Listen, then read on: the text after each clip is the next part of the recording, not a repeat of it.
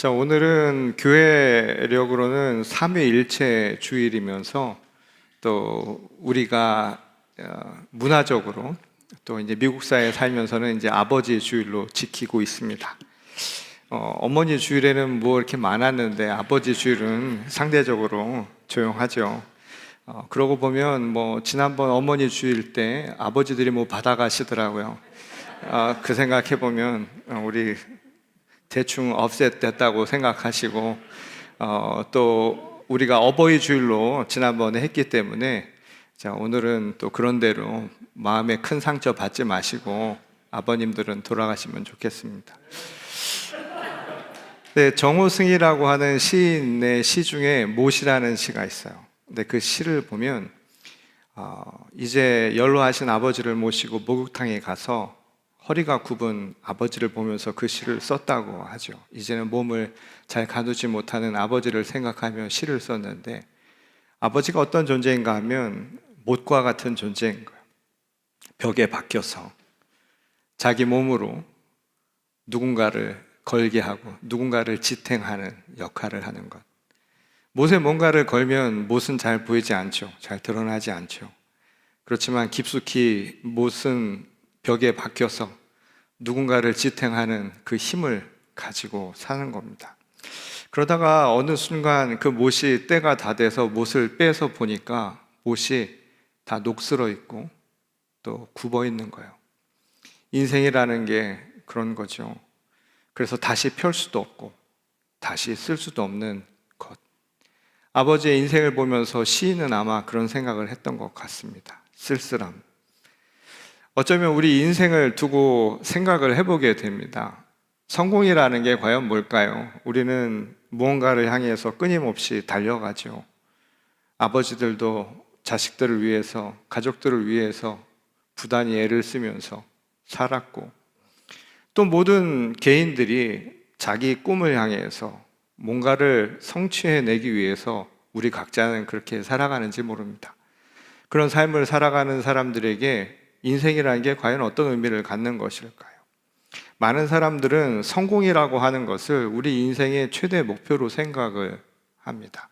그래서 내가 성취해내는 그 성취감을 느낄 때, 또 내가 원했던 것을 얻게 될 때 얻는 그 만족감, 이런 것들을 통해서 우리는 나는 성공했다라는 생각을 하죠. 열심히 공부하고 또 좋은 사람을 만나기 위해서 나를 최선을 다해서 가꾸고 또 자녀들을 잘 키워내기 위해서 열심을 다해서 양육하고 이 모든 것들이 바로 우리 인생을 만들어가는 이 과정이라는 겁니다. 그러다 보니까 사람들이 성공이라고 하는 것을 이런 기준에 두면서 우리가 뭔가 성취해내는 성취감을 맛보거나 또는 만족감을 누릴 때 우리는 행복하다고 생각을 하죠. 그래서 행복이라고 하는 것을 성공의 아주 중요한 결실이라고 생각을 합니다. 그러니까 성공이 행복으로 가게 만드는 하나의 키라고 사람들이 생각을 하는 거예요. 정말 과연 그런 걸까요? 때로는 구원이라고 하는 것도 하나님이 주신 복이라고 생각할 때 이건 역시도 우리가 성공으로 얻을 수 있다. 내가 성취해낼 수 있는 것이라고 많은 사람들이 생각을 하고 있습니다. 오늘 본문 말씀은 그에 대한 하나의 해답을 주는 것이라고 말할 수 있습니다. 오늘 본문에는 한 개인에게는 굉장히 안타까운 사연을 담은 이야기가 등장을 하죠. 신명기 이 3장의 이야기는 모세에게 있어서는 아주 가슴 아픈 이야기를 우리에게 전해주고 있는 내용이라고 할 수 있습니다. 오늘 본 말씀을 보면 여호와께서 너희 때문에 내게 진노하사 내 말을 듣지 아니하시고 내게 이르시기를 그만해도 족하니 이 일로 다시 내게 말하지 말라. 너는 비스가 산 꼭대기에 올라가서 눈을 들어 동서남북을 바라고 내 눈으로 그 땅을 바라보라. 너는 이 요단을 건너지 못할 것임이니라.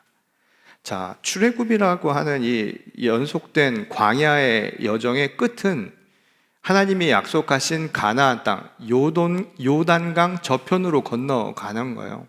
저 서쪽으로 건너가면 가나안 땅이 기다리고 있습니다. 하나님의 부름받은 종이었던 모세에게 마지막 소원이 뭐였냐면 내가 죽기 전에 하나님이 약속하셨던, 그리고 나를 부르셨던 이유이죠. 그 백성을 하나님의 언약의 땅으로 가게 하신 것. 그러니 그 땅을 나는 한 발이라도 좋으니 밟으면 좋겠다. 이런 이야기를 하나님께 요청을 했습니다. 그런데 하나님은 단호하게 넌 들어갈 수 없다라고 이야기를 하셨죠. 평생을 부름받은 종으로 살았던 사람, 그는 한때는 부귀영화를 누리던 사람입니다. 로열 패밀리의 일가 중에 한 사람이었고, 또 자기 민족을 위해서 자신을 헌신하고 희생한 삶을 살았고, 또 자기가 원하지 않았던 하나님의 선택을 받아서 자신의 목숨까지 담보로 잡히고 이 모든 과정을 거쳐왔습니다. 그리고 지도자로 산다는 것이 꽤나 힘든 일이에요. 그리고 편하지 않은 인생인데, 그 인생을 살고 마지막 남은 자기의 소원을 하나님이 무참하게, 아주 냉정하게 거절을 하신 것이죠. 왜 그렇게 했을까요? 그 이유를 알 수 있는 내용이 민수기 20장 말씀에 등장을 합니다. 이 당시 광야를 지나가던, 그래서 신광야라고 하는 것을 지나가던 사람들이 모세에게 불평과 불만을 늘어놓습니다. 뭐냐 하면 물이 없다고, 우리를 이렇게 죽게 내버려 둘 것이냐고, 그러면서 왜 편안하게 살고 있던 우리를 이곳까지 내몰고 와서 이 고생을 시키느냐라고 하면서 하나님을 원망하는 내용이 나오죠. 이 민수기 20장에 보면 그래서 이런 이야기가 등장합니다. 지팡이를 가지고 네 형 아론과 함께 회중을 모으고 그들의 목전에서 너희는 반석에게 명령하여 물을 내라 하라. 네가 그 반석이 물을 내게 하여 회중과 그들의 짐승에게 마시게 할지니라. 이 사람들이 불평과 불만을 늘어놓으니까 모세에게 하나님이 이렇게 얘기를 하신 거예요. 그러니까 반석에게 너는 말만 해라. 그럼 거기서 물이 나올 것이니 그들의 갈급함, 그리고 그들의 갈증들을 해소시켜줘라 라고 하는 것이었습니다. 근데 이때 이 말을 들은 모세의 심정이 어땠는가 하면 기분이 상당히 좋지 않았던 것 같아요. 왜냐하면 그가 들은 요구가 말도 안 됐기 때문입니다. 말도 안 되는 요구가 하나님으로부터 받은 요구도 그랬고, 또 백성들로부터 들었던 요구도 그는 납득하기 어려웠던 것으로 보여요. 먼저 하나님이 하셨던 요구가 납득하기 어려웠던 까닭은 뭐냐면, 가서 사람들의 목전에서, 사람들이 보는 앞에서 바위에게 말을 하라는 거예요. 바위에게 말을 해서 물을 내라고. 사람들이, 여러분들이 웃지도 않죠. 이게 사실 우스운 얘기잖아요. 사람들 많은 데서 갖고 바위에 대고 물 좀 내라 라고 이야기하는 게 상식적으로는 잘 이해가 되지 않는 내용이죠.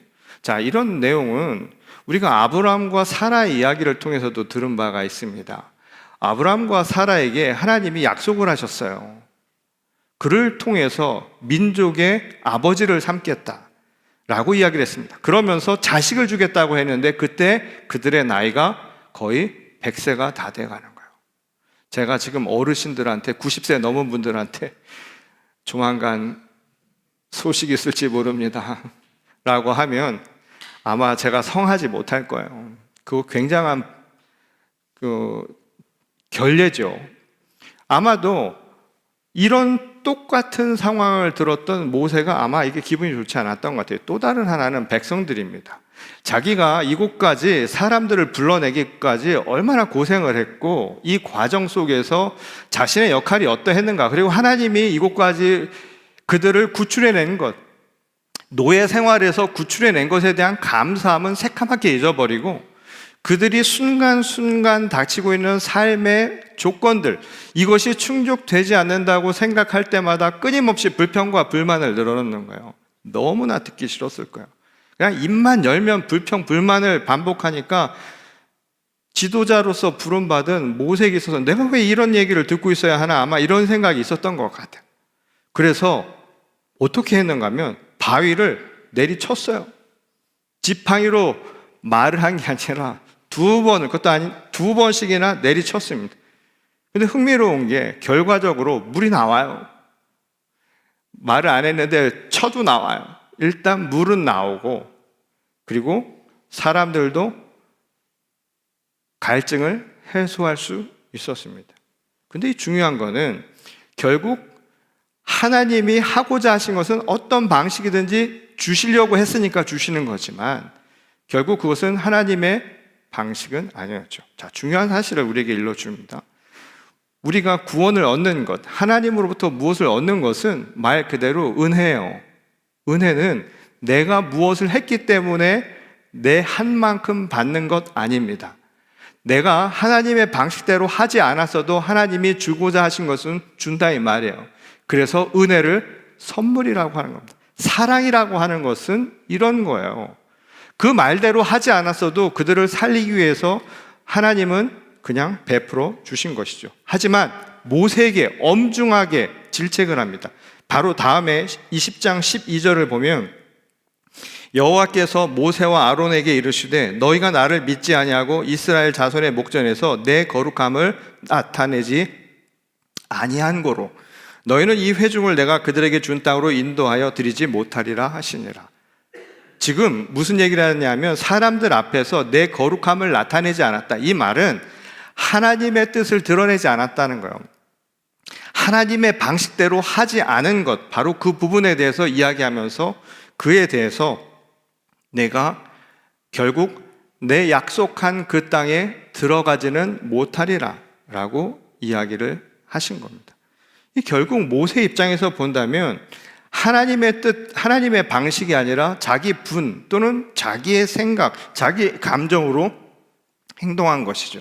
근데 이 이야기는 한 사람의 실수에 대한 징벌을 이야기하려고 하는 게 핵심이 아니죠. 중요한 것은 똑같은 상황이라는 거예요.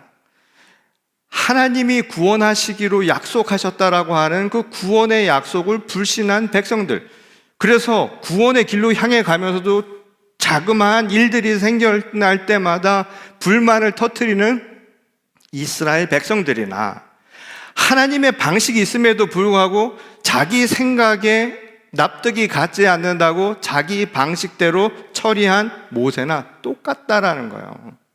그것은 하나님 중심이 아니라 바로 자기 중심적인 사고를 보여주었다라는 것입니다. 바로 이 지점에서 묻는 겁니다. 우리 삶의 성공이라고 하는 게 그럼 과연 무엇일까? 우리가 어떻게 사는 것이 진짜 인생을 잘 사는 것이라고 말할 수 있는가? 이에 대한 기준을 다시 한번 알려주는 대목이라는 겁니다. 결국 모세는 물을 냈지요. 그리고 백성들도 물을 마실 수 있었습니다. 그러니까 그 상황으로 보면 성공한 것처럼 보여요. 아무 문제가 없어 보입니다. 그러나 하나님은 물을 내고 얻은 성공, 그게 진짜 성공이라고 말씀하지 않으신 거예요. 왜 그런 걸까요? 그것은 사람이 행한 어떠한 그 결과, 어떤 한순간에 이루어진 그 결과가 다 얘기해 줄 수 없다는 거예요. 하나님이 정한 그 계획 속에서 어떻게 살아가느냐는 그 과정, 그리고 무엇을 중심으로 두고 살아가느냐가 더 중요한 문제일 수 있다는 겁니다.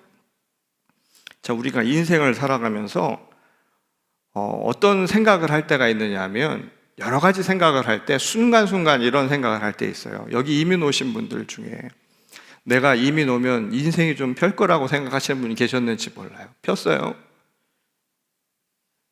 장소를 이동한다고 인생이 달라집니까? 내게 지금 어떤 것 하나가 있으면 내 인생이 나아질 거라고 생각하는 경우가 있어요. 그렇죠? 내가 돈이 좀 많으면, 아니면 내 이 외모 중에 어느 부분이 조금 나아지면 인생이 펼 것 같은데 그 한순간이에요. 그 순간에 기쁨을 얻을 수 있을지 모르지만 그것을 우리는 완전한 성공이라고 보기는 어렵습니다. 제가 종종 그런 비유를 하곤 했는데요. 구원을 저 산 위에 올라가는 것으로 한번 비유를 해보죠. 구원이라고 하는 것은 저 산을 향해 가는 과정이에요. 저 꼭대기에 오르기 위해서. 근데 우리는 그 산을 오르는 과정에서 여러 가지 경험을 합니다. 예를 들어서 오늘 이스라엘 백성들처럼 올라가는 순간 목이 말라요. 그래서 물을 마시면 그 순간에 기쁨이 될 수가 있겠죠. 그러나 그것이 구원이라고 하는 저 산 위에 올라가는 것에 도움이 될 수 있을지 모르지만 옳은 것과 같은 것은 아니라는 거예요. 완결된 게 아니라는 겁니다. 올라가면서 돈을 발견할 수도 있겠죠. 금괴를 발견할 수도 있겠죠. 그러나 그것은 그 순간순간에 얻은 그냥 하나의 결실이고 그 순간의 결과물이고 그 순간에 나를 성취감을 주고 만족감을 줄 수는 있을지 모르지만 내 인생을 완전히 성공했다, 내가 완전히 구원에 이르렀다 말할 수는 없는 일이라는 겁니다. 바로 그 이야기라는 거예요. 출애굽 광야의 여정은 단순히 이집트 땅에서 가나안 땅으로의 이동을 의미하는 게 아닙니다. 더 중요한 것은 우리 삶의 여정을 보여주는 것이죠. 진짜 성공이라고 하는 것은 단순히 거기서 벗어났다라고 하는 것이 되는 게 아니라는 거예요. 죄를 벗어날 수 있도록 살아가는 것, 그래서 끝까지 그 구원의 길에 이르기 위해 우리가 가야 할 삶의 수많은 것들을 이야기하는 겁니다. 그리고 그 과정 속에서 중요한 게 뭐냐는 거예요. 이 모든 것이 하나님의 은혜 가운데, 하나님의 계획 가운데 있다라는 것, 그 사실 말고는 우리가 알 수 있는 것은 없는 겁니다. 그러니 우리가 진정으로 거기서 성공이라고 말할 수 있는 것은 순간순간 무엇을 얻은 게 아니라 이 모든 것이 하나님의 계획 가운데 있다라고 하는 그 믿음밖에 없는 거예요. 그러니 구원은 내가 무엇을 그때그때 성취해내서 얻을 수 있는 성질의 것이 아닙니다. 이 모든 것이 하나님의 계획 가운데 있다라는 믿음이 없이는 불가능한 일이라는 거예요. 저 끝까지 오르겠다라고 하는 믿음이 없이는 결코 그 누구도 그 끝까지 오를 수 없는 것과 마찬가지의 이치라는 것이죠. 그건 오늘 약속의 땅을 들어가기 원했던 모세에게 주신 이 사명을 통해서도 다시 한번 확인할 수 있는 내용입니다. 오늘 본문 말씀 28절을 보면 너는 여호수아에게 명령하고 그를 담대하게 하며 그를 강하게 하라. 그는 이 백성을 거느리고 건너가서 네가 볼 땅을 그들이 기업으로 얻게 하리라. 자, 이 장면도 한번 생각을 해보세요. 지금 최종 목적지에 다 달았고요. 그리고 그곳이 훤히 보이는 높은 산에 있습니다. 이 신명기는 그 산에서 마지막 유언으로 남긴 말을 적은 게 신명기예요. 그리고 그곳에서 모세는 눈을 감습니다. 자, 그 산 정상에서 눈앞에 마지막 목적지라고 생각했던 곳을 두고 자기는 들어갈 수 없어요. 그런 그에게 하나님이 마지막으로 주신 말씀이 뭐냐면 후계자를 세우라는 거예요. 여호수아를 세워서 그에게 담대함, 그들의 용기를 주고 위로해 주어서 앞으로 새로운 세상을 열어가게 해주라. 이것이 바로 하나님이 그에게 준 마지막 사명이에요. 만일 그곳에 들어가는 것, 어떤 순간에 성취감을 얻는 것, 어느 지점에서 내가 이것을 반드시 이루어야 한다는 것을 성공의 기준으로 놓고 보았다면 모세는 어떤 생각이 들었을까요?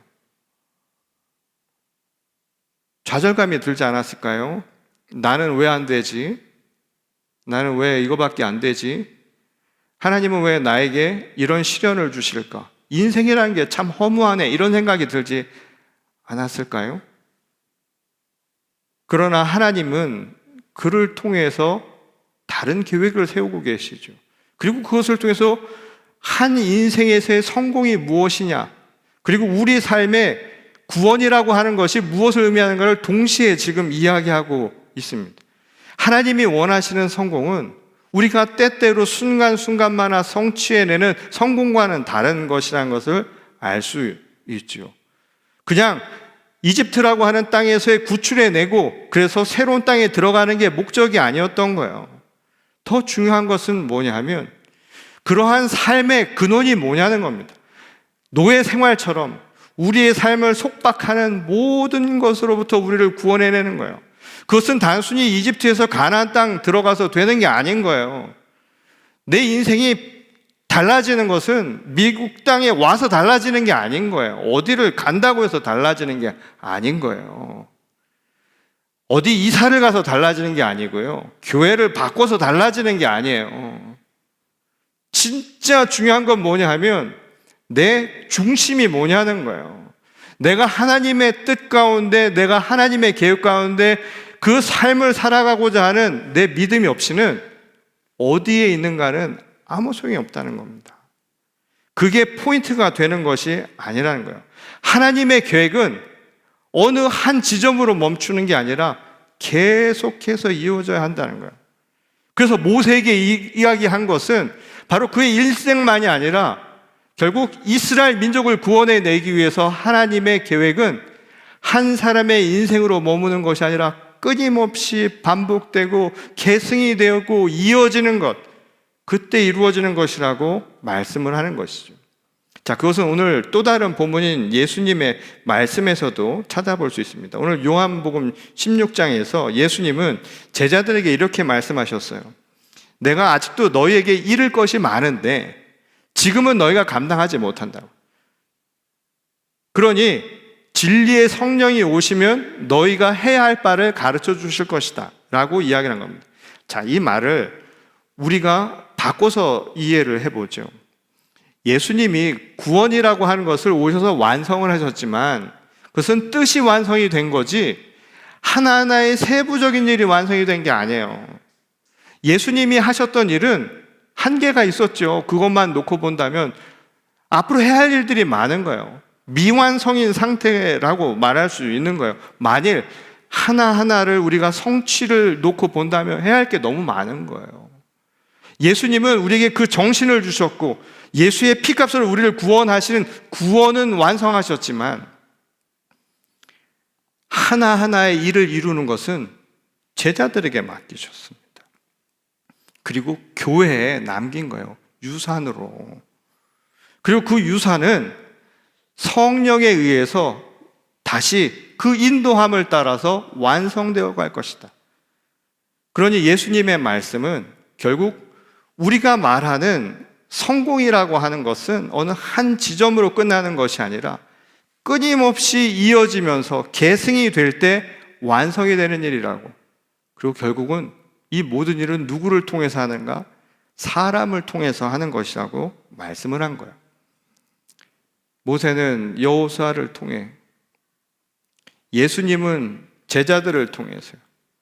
성령은 교회, 곧 오늘 우리를 통해서 역사하고 계시다는 것을 이야기해 준 겁니다. 사람을 통해 일하신 거예요. 그리고 그것을 통해서 끊임없이 전승해 가라고, 유산으로 남기라고 이야기를 하고 있는 겁니다. 자, 오늘 이 시대를 살아가는 오늘 우리에게도 똑같은 도전과 질문입니다. 여러분들은 이 인생의 진정한 성공이 어디서 이루어진다고 생각을 하십니까?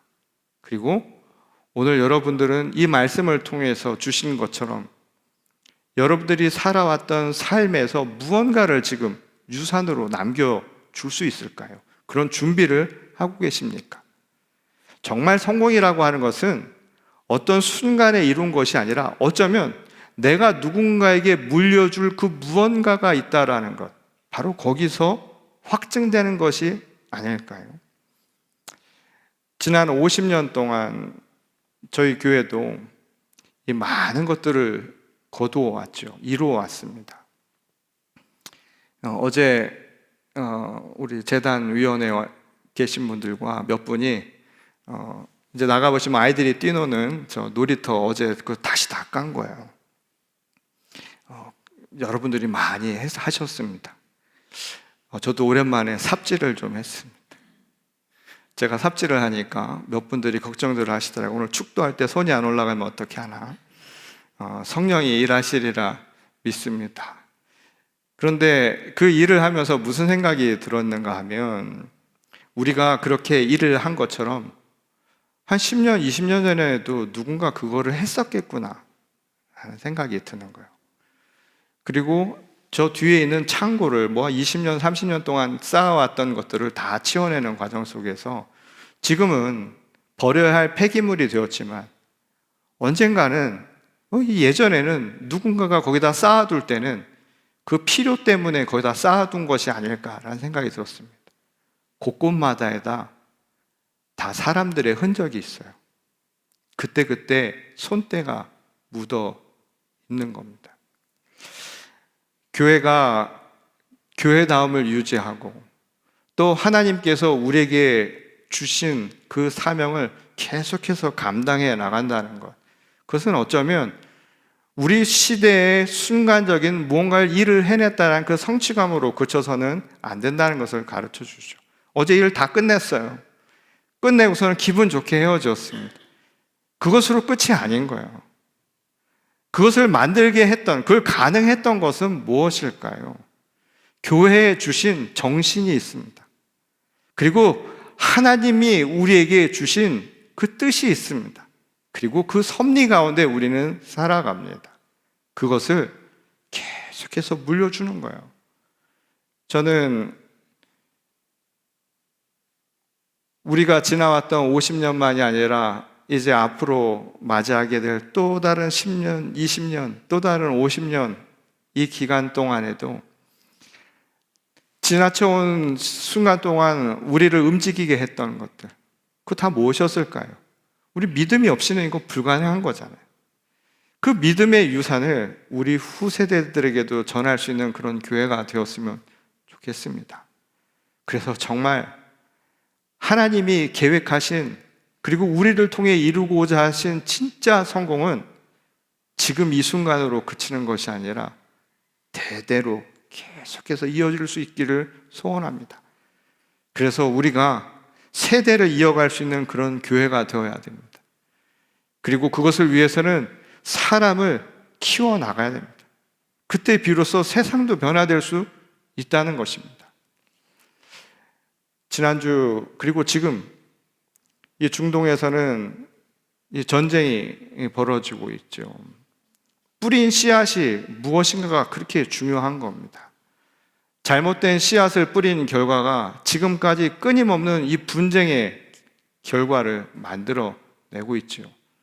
이 바라기는 우리가 이루고자 하는 성공은 그냥 한순간에 머무는 것이 아니라 진정 하나님의 말씀, 그리고 이 모든 것이 하나님의 뜻 가운데 있다는 우리의 믿음을 통해서 이 세대를 거슬러 전할 수 있는 진짜 씨앗을 뿌려야 할 줄 믿습니다.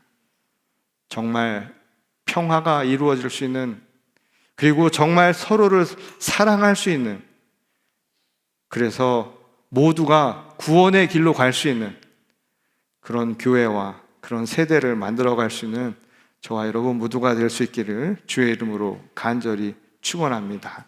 우리 다 같이 기도하시겠습니다. 아버지 하나님, 오늘 이 시대를 살아가는 우리에게 주신 하나님의 말씀을 마음속에 다시 한번 깊이 새기며 되돌아보기를 원합니다. 어쩌면 세상을 살아가는 우리들의 삶이 성공이라고 하는 나름대로 자기 중심적인 기준을 가지고 살았던 것은 아니었을까요? 그래서 눈에 보이는 것, 손에 잡히는 것을 통해서, 발에 밟히는 것을 통해서 만일 모든 인생의 성공을 구했다면 오늘 우리들의 눈을 다시 한번 뜨게 하시기를 원합니다. 그리고 듣게 하시기를 원합니다.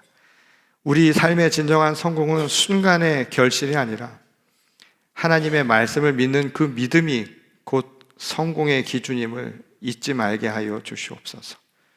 그래서 우리가 뿌려야 할 씨앗들은 그 믿음 가운데 우리 가운데 주신 서로 사랑하라는 것, 서로 이 땅의 평화를 나누라는 것, 서로를 용서하라는 그 씨앗들이 되게 하셔서 우리가 대대손손 물려줄 수 있는 세상은 지금보다 아름다운 세상, 지금보다 평화로운 세상, 지금보다 함께 더불어 살기에 좋은 세상을 만들어가게 하여 주시옵소서.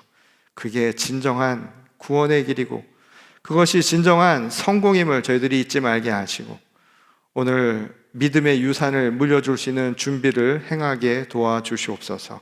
오늘 그 믿음의 유산을 따라가기를 소원하는 저희 거룩한 성도들이 다 되게 하시기를 원하오며 우리를 지극히 사랑하신 주 예수 그리스도의 이름으로 기도드렸습니다. 아멘.